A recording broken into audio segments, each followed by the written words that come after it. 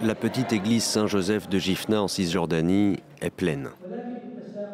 Une messe y est célébrée à l'intention des personnes qui ont perdu la vie dans l'enceinte d'une autre église, Saint-Porphyre de Gaza, la semaine dernière.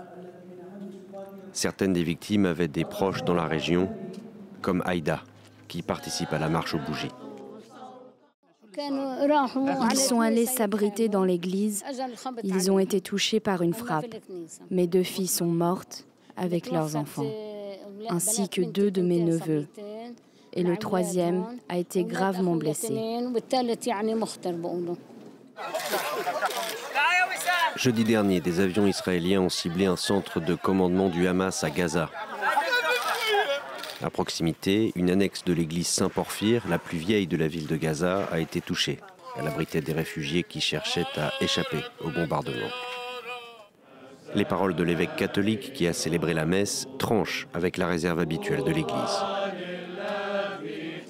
Nous avons prié pour tous les martyrs, pour toutes les victimes et pour les blessés. Nous avons prié pour la fin de cette tragédie et de cette guerre, mais aussi pour que la vérité soit révélée, pour que le mensonge soit contrecarré, pour que justice soit faite et pour que la dignité soit rendue à ce peuple opprimé, le peuple palestinien. Si les chrétiens ne représentent que 6% de la population palestinienne, ils disent subir comme les autres des discriminations de la part des Israéliens.